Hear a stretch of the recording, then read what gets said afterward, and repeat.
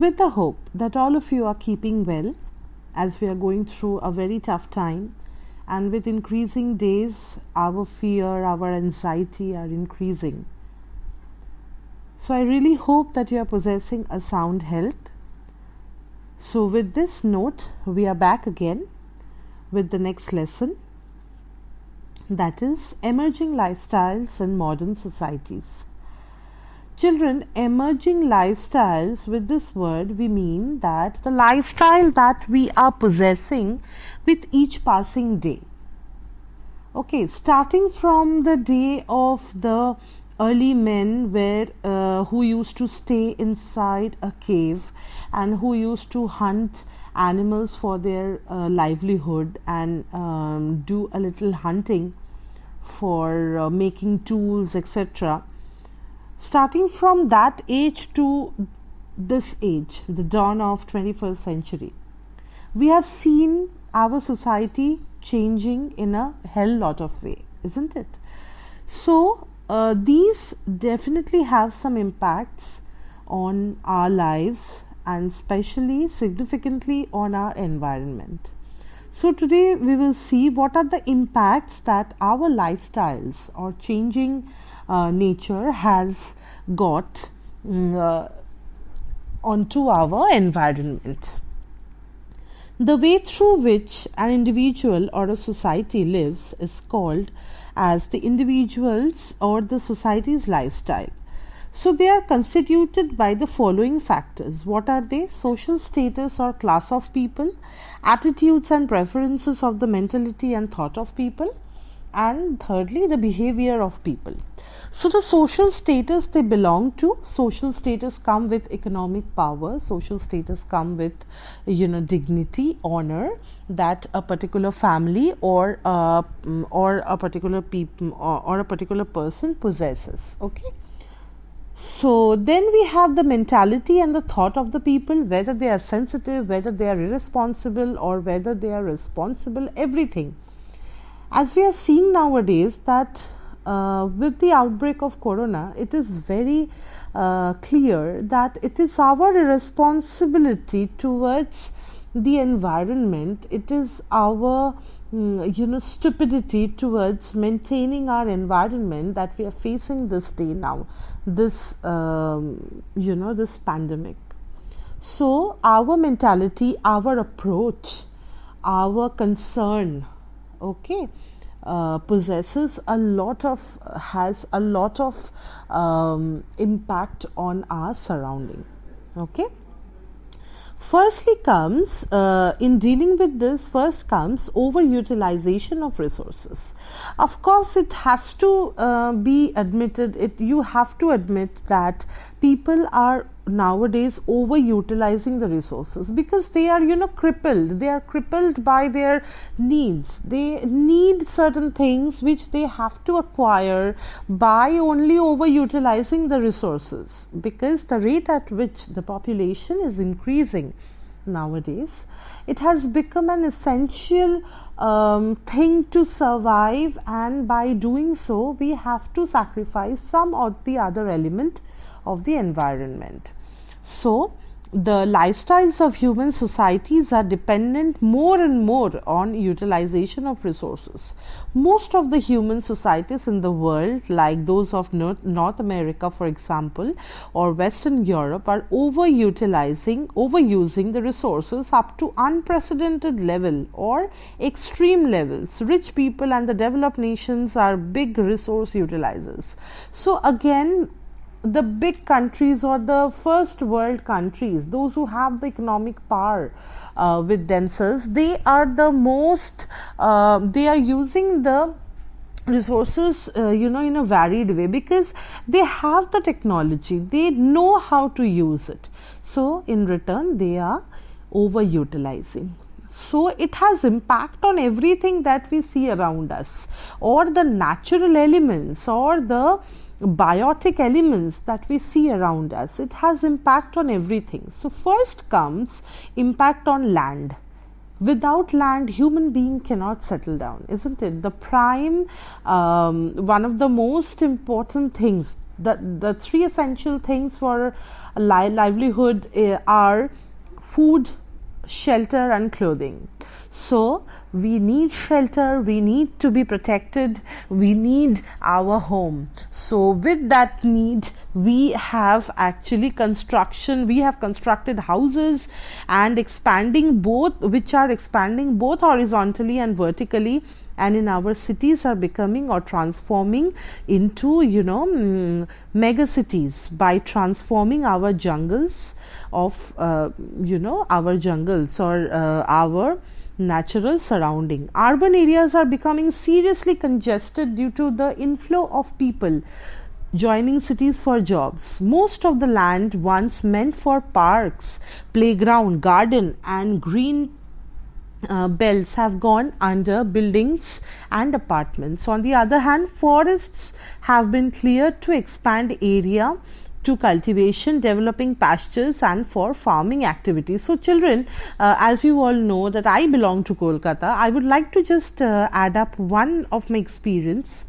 Like I used to live in a very urban area. Okay, so the word urban is very much interconnected with my life. Okay, I have never been such close in contact with the nature, because the place in South Kolkata where I used to live are the places of very rich people around, and they have all the multiplexes, multi-story buildings, skyscrapers all around, all the concrete roads, very broad roads, very well connected network of buses, taxis, nowadays Ola, Uber, etc.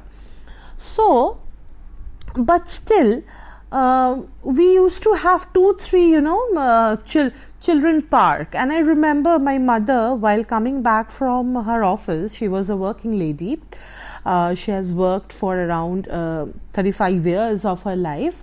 When she used to come back from the office, she would take me and my brother, and she used to take us to the nearby park. Okay, we used to love that experience. We used to go around the merry-go-round, the swings, the ladders, the slips, everything, and we used to love that experience. But do you remember any such incidents that your parents are taking you to the nearby children's park or garden, or you have seen old people loitering? Because in Cooch Behar, as this place is very close to nature, I have only seen people walking just around like the Shagur Dighi and nearby area. So this indicates that we are seriously lacking space for our to breathe. Actually, to be precise, we seriously lack land, actually, free for the children, free for the old people. So it is indicative of an improper land use pattern that we have dedicated to only construction of houses and skyscrapers, which actually putting lot of impact on our land. Okay, now second comes impact on water. In modern lifestyle, large quantities of water are being wasted and on watering of vehicles and flooding of lawns and crop field. In Tamil Nadu, for example, heavy pumping has dropped the water table up to by about 25 meters. Okay, it has dropped the water table. Just imagine, in Jharkhand, the state of India, most of the water hand pumps and the wells go dry up to March every month. So just imagine, just before few days we knew the news from Tamil Nadu that it's running out of water and Tamil Nadu is going dry, and there is an acute shortage of drinking water and all the means of water that is utilized by the nearby sectors, whether it's industrial, whether it's agriculture, anything.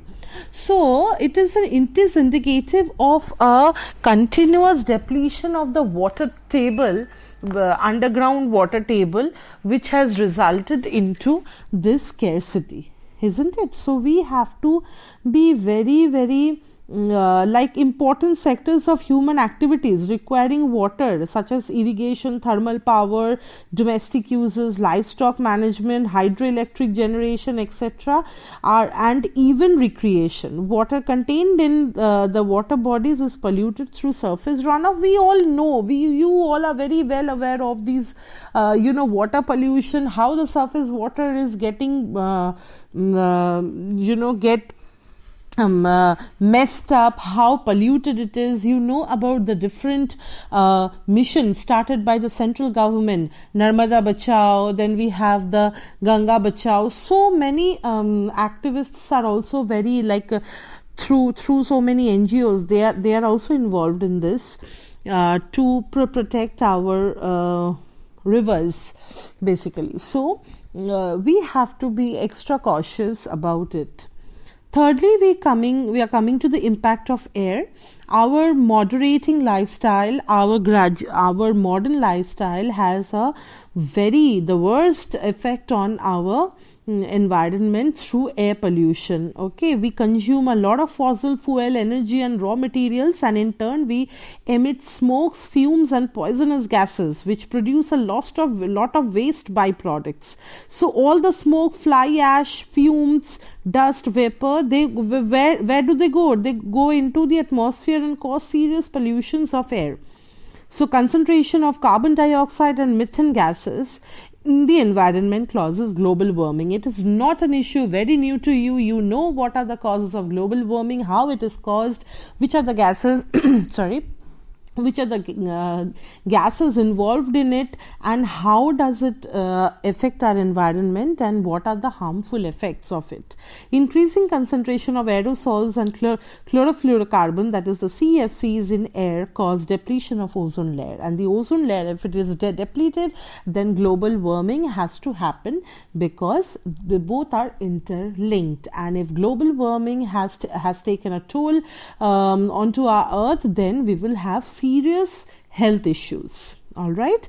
Beside the global problem, air pollution causes so many diseases of animal and plants also, because the animals which live in the polar region, if the snow starts melting, that means the temperature is increasing with each passing day, then they won't be able to survive. They will die. The whole ecosystem will fall. Actually, it will collapse. So we have to remember that we are not living solely onto this planet. We are living, coexisting with so many other species. We have to be careful about their existence also.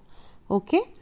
Okay, then we are having fourthly, impact on forest. Increasing industrialization demands land for setting up of industrial units. The land has become a scarce resource, as we have just discussed, and due to the expansion of agricultural and construction of houses, roads, hospitals, stadia, sports ground, etc., excessive forests are cut to manage lands for industries. Even water bodies, wetlands and sea coasts are being reclaimed today. So we are destroying not only our lands, but also the part of the natural habitat, that is our forest. So in doing so, we are not only claiming the greener area wiping out the greener part from the face of the earth, but also we are destroying the habitat of many animals, isn't it? So this is also one of the greatest impact or the harmful impact of industrialization and also our modernization. Increasing consumption of energy. Now, in the second heading, we will see that not only the biotic elements of the atmosphere, but also we are consuming energy, because we cannot think of our livelihood without energy, isn't it? Our whole life, spins around science and its inventions, and also we have to be wise enough. We are, as the world is progressing, so as science, so we are developing new machines, we are doing a lot better in our industries. So all these require what? Energy. So again we are consuming it at a very high risk. First come electricity. Today, we have many types of electricity operated equipments in offices, markets, in our homes. Still, more and more electricity operated devices are joining our markets day by day. Though the potential power of generation has increased considerably, how much electricity can we generate to meet our endless demands? So, our demands will grow with each passing day. Nowadays, I'm making roti, but after 5 years, I may not want to, but I will go for a roti maker. Nowadays I'm washing still my clothes to some extent, and most of the household has the washing machine, but then also you will see that after few years they will also appoint there will be a device which will help us in just drying up the clothes properly. So the needs are never ending, and we have to we are somehow becoming the slave of the machines. Next come the fuels. Fuels are the substances that produce heat and other forms of energy on combustion. Combustion processes give out waste like carbon dioxide, carbon monoxide, oxides of sulfur, etc. Fuels are burnt there where we need energy and we need to generate power. Industrial processes consume a lot of fuel to produce goods. So the industries are the sector which utilizes the power to the most level, because they are a large scale industry and they cannot move an inch without consuming the energy from the fuels. Materials and facilities. The development of science and technology has given us a greater facilities in all parts of our lives. It has provided us numerous types of materials that make our lives comfortable and luxurious. Now there is a competition for availing more and more facilities, for getting more and more materials.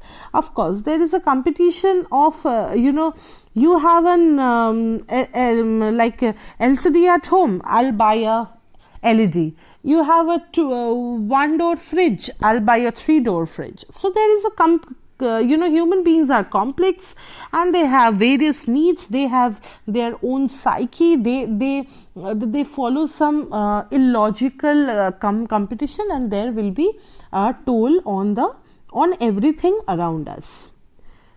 So in saying so, we have also seen that there is a strategic and dramatic change in the inclusion of the synthetic materials into our lives. So what are the advantages and disadvantages of it? So one of the major thing that we used mostly in our lives is plastic.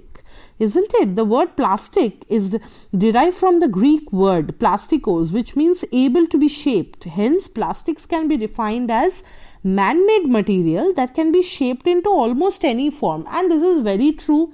You're ordering some food from Swiggy, from Zomato, from anywhere like Food Panda, from wherever. So they are giving you in a plastic container. You're going somewhere out. Nowadays, every one of us, every household is very well aware of the Tupperware products. They are also a kind of plastic. So it is actually have made our lives easier. You want to store pudina, you can store. You want to store fruits, vegetable, dal, lentils, anything you want to. It can be stored. It can also be used in serving. So many things. Plastics have actually made our lives easy, but in a wrong way. Okay, so plastics are made of long chains of molecules which are called polymers. Okay, now these chains are made up of repeating patterns of smaller molecules. Those smaller molecules link the chain of polymers. In some plastics, those chains are rigid, whereas in some they are flexible. So the flexibility components in plastics called the phthalates remain present in the food packaging materials such as cellophane, aluminium, paper foil, laminate packaging, ink used to print, and the paper of the food wrapping, etc. So plastics are flexible. They are made up of some molecule which are which actually gives the flexibility component is called the phthalates. Okay, and it is remaining in everything, almost everything that we use nowadays. and are made of plastics. Can you think of your life without plastics? We always stress on, whenever you go to market, you carry your own bag, you carry the cloth bag, the supermarkets, they even started charging for their bags. Some have started giving the cloth bag. We are putting stress on using the jute bags. Jute is our own production, our home production, so please use the jute bags. We stress so many. We in my previous school, they used to have this drive called no plastics. Okay, so many awareness, so many programs all around, so many things, but still we cannot go one day without plastics. So we have to really think about our approach to our lives, our approach to how we deal with our environment. So the notion of our attitude that we had discussed in the first page was very meaningful. So children, I'd like to stop here today on page number 80. We will start from 81 the next day. I really hope you are going through the videos, and also you are trying your hard in writing the question answers. Those who have already written, you may send me. That's absolutely fine. Priyashi has already sent me a copy. I'll be just checking it. And please go through the previous videos. They are there in my channel. Please subscribe the channel. And even if you delete the videos from your phone, that's absolutely all right. Till then, children, take care. Have a great day ahead.